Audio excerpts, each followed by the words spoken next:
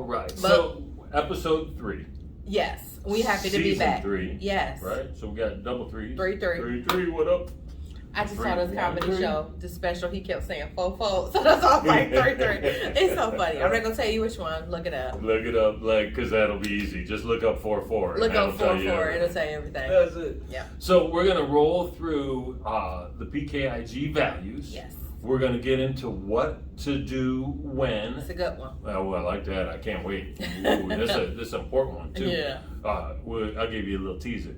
What do you do when your insurance is lapsed? Ooh, that's the thing, people. It's tough. It's scary. So the leadership lesson actually ties real nicely into the PKIG value. It does. It was like we planned this stuff out. See? And then we got a spotlight. Yes. On one of our favorite carriers here at PKIG Land. Yes. Is that fair to say? Can I say that? Mm-hmm. Not that we have favorites, people. But, we do. But we might. and I'm pretty comfortable in saying we're one of their favorites too. Yes, we are. They love us. So that's what we're going to do. Yeah. So let's just get into the value. Let's get into it. All right. It's pretty straightforward. Yeah. It's the idea of accepting no as an answer. I know this is hard to believe. This is probably really hard for you to believe. But we might not be the fit for everybody. Right. And so it's really important whether you're in this office, in sales in general, or you're working your magic at the bar, you single little self you. No is a complete sentence. Yeah. And you have to be okay with getting a no. And if you're the buyer, you also have to be okay giving a no. Yeah. And because like anything that's not a yes, which everybody loves, yes. Woo, Exactly. anything that's not a yes probably should be a no. And it could be a not now, no. Yeah. It could be a maybe we'll look at it later, no. But we'll get back to you. That's not a good answer. No, I think no it can lead to, like you just said, the steps of like maybe this time. Put specifics on it. It's not a good time in July, but in September, I am ready, available. This is the process. This is what I need to move forward. It's like an outline of how do we get from no to yes. So sometimes it's the not right now is okay too, but you need to have a specific timeline, a specific strategy to get there. Not just get back with me. No, when would you like me to get back with you? Because then what you're gonna lead yourself into is this door knocking. It's like you kind of harassing them. You don't want to do that. I mean, you want to optimize your time and their time too. And that's the thing. You could be on to new opportunities. Yes. This is a numbers game. If we're just being honest, it's a numbers game. That's what no could stand for. Yeah. It's the next opportunity. It's the your next new opportunity. Yes. So I think that's good. And like you're saying, a no is a no. It could be for you, but sometimes when you give so much information or education, guess what that could lead to? A referral. I know somebody else you can help them. I've done that before. I've been trapped and bamboozled into one of them vacation things before. You know what I'm saying? Oh yeah. But guess what? I literally referred them somebody who I had just been with and said that that's what they wanted to get into. They was like, this is exactly what I wanted to do. So it was no pressure, low effort for me to say, oh, but I do know somebody that you can help right away. So, that could lead to something like that. It's right. And it's all about treating the client the right way, giving them the information they need to make a great buying decision for them, and being okay with the idea that it's not a good fit or it's not the right time. I like the idea of respecting each party's time. Like, respect my time that I could be helping somebody that wants my services, and I'm going to respect your time is that this is something you just not buying into at this moment. It just might be something you might not need, won't, like. You didn't like how I say hello. She like, you know what? That was just too chipper for me. It is 9:41, and you calling here with this mess. Child, don't call here no more at 9:41. It could have just been anything. I could have just and that's another thing. Terry got us into this. sometimes the person you're buying from might just not be the right fit. So it doesn't have to be the product or the information. It could be the person isn't a right fit, and that could be the kind of thing that's keeping you from just the yes. That's it. You're right. Personalities can clash. People that have the opposite personality type that you have, you're going to have a hard time communicating with those people every single time you communicate with them. And that's okay if you are aware of it and know it and even ask to speak to somebody else. Yes. Very powerful stuff. So no is a complete sentence. Yes. Right? So we're going to actually talk a little bit more about that. But Terry just jumped in here, but it's okay, y'all. Dramatic foreshadowing. I like that though. Yeah. And it really is. It's a powerful thing. And we believe in the power of no. Not only for how we spend our time and our energy and where we're investing that, but when our customers say it, we actually appreciate hearing that, as opposed to, oh no, we got to chase this person down to eventually get to know. Yes, I hate chasing people. It's like, come on. I mean, when does the follow-up end? When you know it's a no. It's okay to follow up because we're going through the process. That's different. Totally. But just to be at a closed door, no, I'm not doing it. Not today. Not today. I love it. I'm the prize. Okay. I love it. All right, so we put a little bow on that no. Until Terry talk about it again. until we bring it up in about 6 minutes. Exactly. That's okay. We're going to do it. It's going to happen. Stick around. All right. So, what to do when? This one is scary. It is. It happens a lot. It happens a lot. It could happen by accident. It could happen by carrier choice.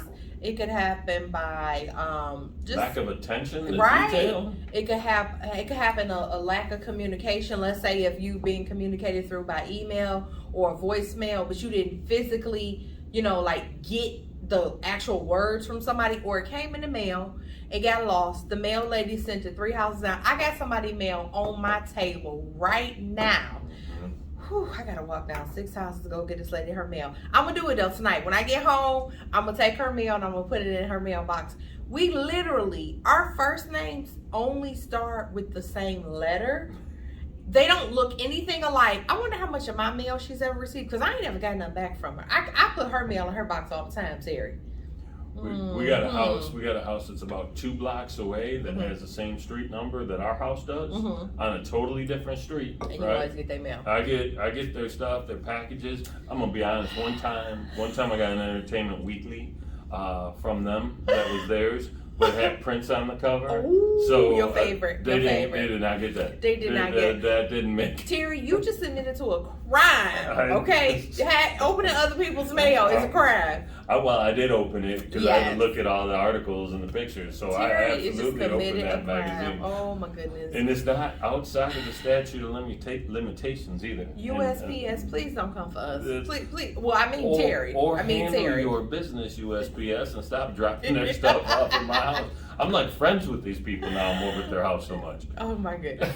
So ridiculous. So your insurance is lapsed. Your insurance is lapsed. What should we do? First off, it's scary. We don't want you to be scared, because some people kind of panic. They like, oh my God. Some people think when their insurance lapses, the first thought that should come to your mind is call the office. Call the office that your insurance is actually currently with. Some people take it upon themselves to hurriedly go somewhere else, get their insurance reinforced, Sometimes they skimming on coverages. They might not even be eligible. Just all this stuff in a frenzy versus calling your own agency. That's the first thing you want to do. The reason being is that it's always going to be some type of reinstatement period. It's either going to be reinstated. Sometimes you need a statement of no loss. All that means is that you're letting the insurance company know, I didn't have coverage for these 15 days. I've had no losses. I don't need to file any claims. I just want to regain my coverage starting this 15 days later and move forward. We going to be friends from here on out. I'm going to sign this line. I'm going to pay my little fare. We going to move forward. We going to be all good. I swear this ain't going to happen until next year. I swear this is not going to happen again. So that's one thing. We can do a reinstatement. Sometimes they do a reinstatement with no loss. Sometimes they do a reinstatement with a lapse. what reinstatement with a lapse means is that you don't have continuous coverage, but your carrier is willing to take you back. So sometimes they charge you a little more. They might, right? They might charge a little more. You know, sometimes you got to go back with your homeowners having it for 1 consecutive year or having it for a consecutive 6 months. That consistency of insurance, especially with one carrier, is really impactful to the client. So that's something you want to always try to retain. But obviously, if you lapse, you know, you never know. You might get it, you might not get it. The second thing is different with auto and homeowners. Sometimes your homeowners, they really bend, especially if it's related to your lender is the reason for your lapse. That is very common. I took 2 calls like that today. The lender hasn't paid the mortgage yet. I mean, from the mortgagee hasn't paid from the escrow account yet. All I did was have to call the insurance company and say, hey, the lender is overnighting the check. Could you please extend it? They said, sure, we'll give you 14 business days. Boom. Now, if that was a person, they like, so where's the money? Sure. We getting it tonight, tomorrow, what they doing, Venmo? Like, you know, they want to know when they getting their money. So it just depends. You got a little bit more flexibility on your home side. On the auto, it's kind of cut and dry because it's through the state. It's like it's mandated. It depends on what your state is.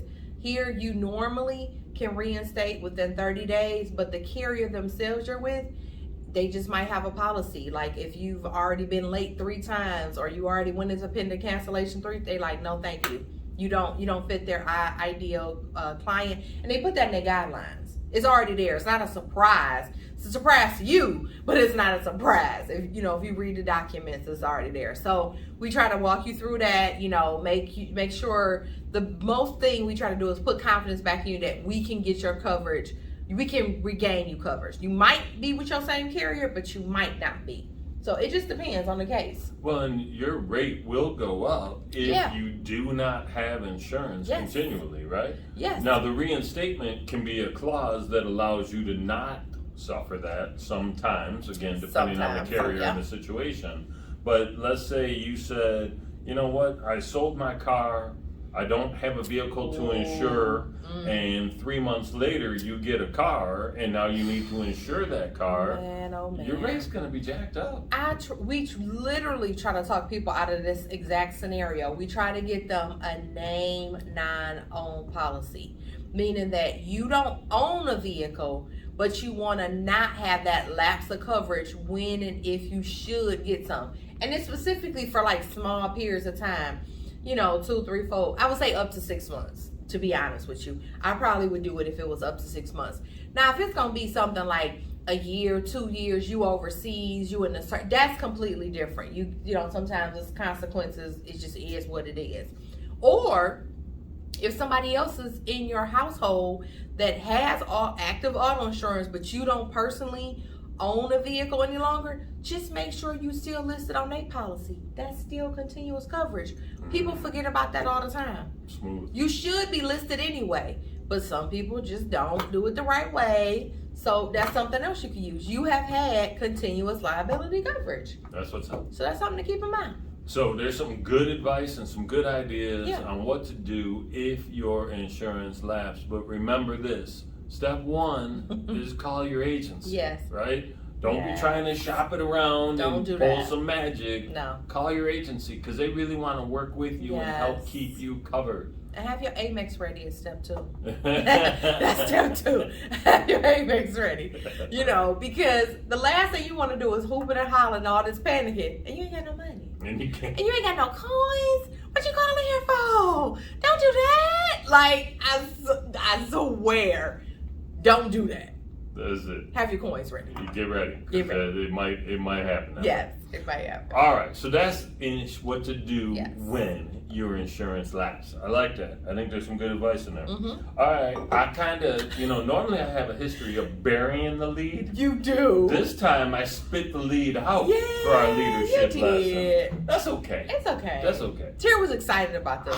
Well, listen, no is a complete sentence is something I use with most of my coaching clients. Yes. Right? I'm like, no, we have to say no to more things. Yes. And then I say no is a complete sentence. So it just rolls off the tongue, which is how it got to be the topic for this. Here's the deal, people. Okay. It is a full thought. is all you need to say. You don't even need to justify your no's. Too often we worry about hurting someone else's feelings, and we put ourselves not necessarily in harm's way, but in a way that isn't serving our highest and best interest. And so I've kind of resorted to this. If it's not a hell yeah, it's a no, right? And so I want you to think about the things that you're being asked to do, and I want you to think about the things that you're asking others to do. Okay. And I want you to understand from the perspective that it either should be, I'm all in and I can't wait, or it should be a no. And to your point earlier, it could be a not right now, follow up with me in a month or 2 or 6 or whatever, and lay out a plan to get to that yes.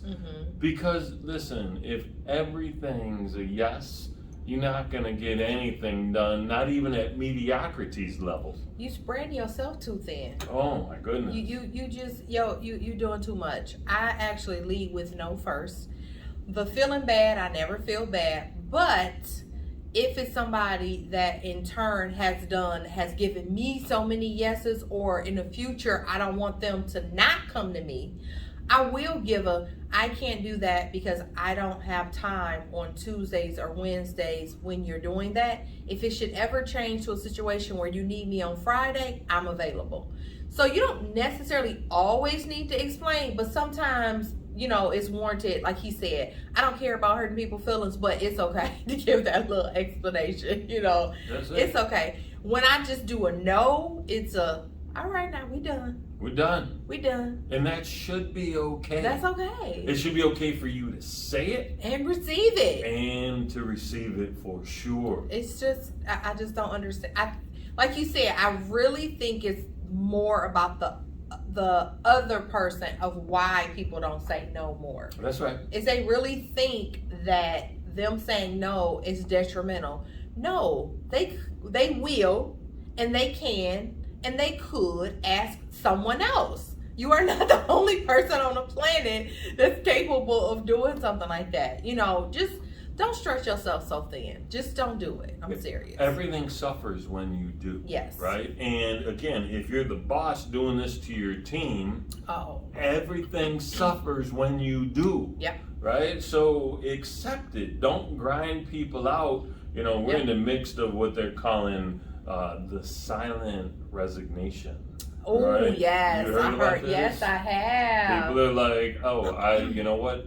I was ghosted when I was trying to get this job, and watch me ghost you now. Exactly. And part of it is because everybody's stretched too thin. Yep. So stop piling stuff on your people. If they tell you no, find a different way.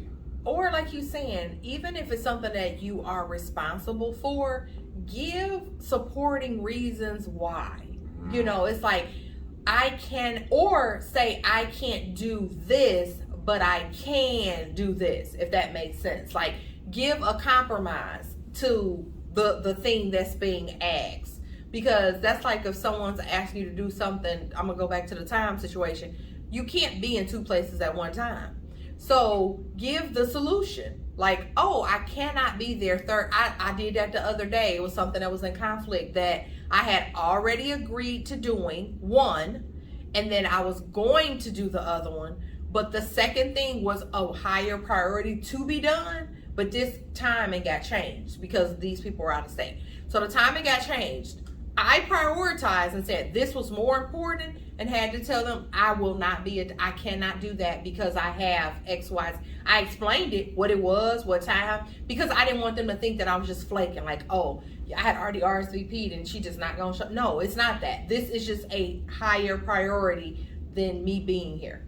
I wasn't serving nobody there. I was just there. I was a host. I was a placeholder. I was just sitting there. I wasn't even doing that. I wasn't even gonna talk.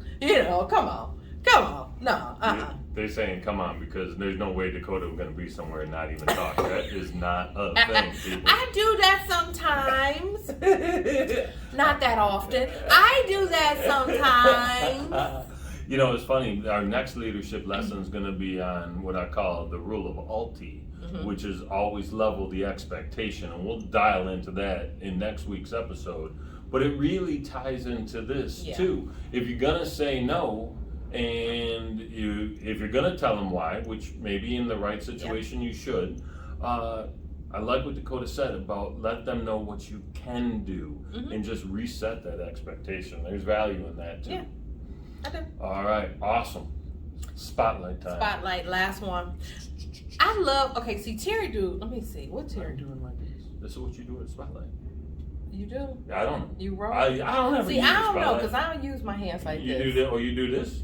Okay. I want to, right? You want to Like get that, this call? Okay, got picture, it. pretend you're like playing with a cat on the wall, right? You want to give that circle moving. I got it. Yeah, that's what we're doing. I got it. All right. I love that this is the last segment because we end on a high note. I love like that. It's the last. Okay. So we are going to spotlight one of our favorite carriers, Citizens, how they are known in the state of Michigan. They also are known as Hanover. I love when people get all the documents in the mail, this big package, and they say, Dakota, I thought you said us with Citizens. What's this Hanover stuff? Literally, every once in a while, I forget, like, oh man, I forgot to say. So I try to start the conversation with Citizens is Hanover. Only in Michigan, they are known as Citizens. Nationwide, they are known as Hanover. I like that added confusion. Yes, I love the added confusion. I love it. I would say it's a couple reasons that they are, I would say, one of our favorite and best carriers. Is that basically we go on with the law of numbers like we were talking about. I would say probably between 40, maybe closer to 45% of our agency is our personal lines we place with Citizens, because most of our clients that we seek out, that we feel fit the mold of, what Citizens is looking for, that's like our ideal client. So we put the majority, almost half of our business actually with that one carrier. They are really great when it comes to claims. I think they are very responsive. I think they're not trying to, they kind of like lead people down. Most people that have claims, it's the first time. You don't know what to do when you get in a car accident. You don't know what to do when your car is stolen. You don't know what to do when you need to file a glass claim. We should make a segment about that. Yeah. We should. Okay. We already did it. Oh, we did. Look at us. We already got it lined up. Terry forgot already. Does it? So I it think was like 12 minutes ago. Yeah. I can't remember so that. I think the claim side is really important because you want to know how are they going to protect you when it's time to use their product. So I think that's really good. They have really sophisticated and higher end product availability and like trim levels. They have this line called Prestige. We try to fit as many of our clients into that line. All that means is that they give you like a lot of little like package things where normally you have to pay like a la carte pricing for, like this one little thing. I want more water backup. I want to have full replacement cost of my home. I want a guaranteed cash option. I want to have like more money for ransom. I mean, that's a crazy. I love when I read out on the policy. People are like, what do you mean? I'm like, listen, people be need ransom money. Trust me, it's a thing. But money, securities. It's just like little stuff that they add on there, and no extra cost. Obviously, it's kind of just bundled into the package. And they just kind of just treat everyone. I think they give a higher end, more polished, more like, wow, I never knew I needed those things. I think most people realize that, like when we tell them like all the stuff that's included, they're like, yeah, I always wanted that. Or why isn't that available? A really good thing they got is a service line coverage. That's something that clients will be like, why my last carrier I came from did not have that? Because they're not as sophisticated as Citizens. It's just really good. We really like them. The reps, the underwriters, everyone, just in general at that company, we have a really good relationship with them. We always in training, we always learning, we always collaborating. So I just think it's a really good partnership, a good appointment that that Phil was able to get. We're glad to be a part of it. You like that? I do. I'm just running through my head like, Jeff, who's Jeff? Now I want to know who Jeff is. Now we can edit. Now we can edit. No, we can't edit. We know that. Hey, now, here's the other thing that you didn't mention. What? You went through all that. Uh-huh. You didn't even talk about their price point. Oh, You set everything up perfectly. I mean, I'm just saying it's great. I mean, you know, it got to be great if we got 40 to 45% of our clients there. That means it's, you know, within reason of most people's expectation of what insurance should cost. Whether you living in $100,000, you know, whether you're renting, let's talk about that. People renting, you live in $100,000 house, $1 million house, 2, 3, you know, it kind of fits everything. They offer really high end umbrellas up to like 10 million, I think. They, you know, insure yachts. We got a client. Oh my God, he bought this like really, really nice speedboat, and yeah, the underwriters really was like, so where he going on there? Where he at? What ocean he on? What lake? I mean, everything. They wanted to make sure his kids wasn't driving it. So I think they underwrite the risk properly too. You know, they want to protect them and the client at the same time. So yeah, it's great. Great service at a great value. I mean, that's what we're looking for. That's right? exactly what we're looking for. I would say we don't represent any carriers that actually don't represent the PKIG values. To be honest with you, that's the type of, you know, partnership we want to have. I love it. So there's our spotlight. Citizens Insurance, also known as Hanover to those of you outside of the Great Lakes state. Yes. Looks like this.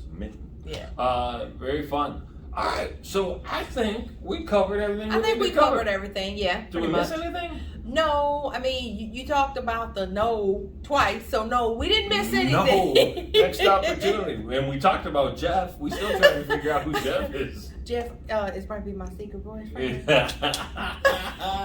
Let's hope. All right, people. We'll look forward to seeing you. Let's do this one right here. Mm-hmm. Next time. Oh, yes. No guns. Can't have guns. Oh yeah, I did like this. You're right. So like, subscribe, and share. Yes, do that. See you soon.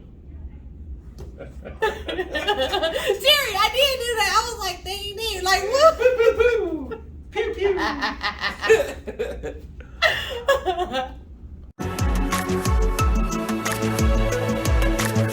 Home, auto, business insurance.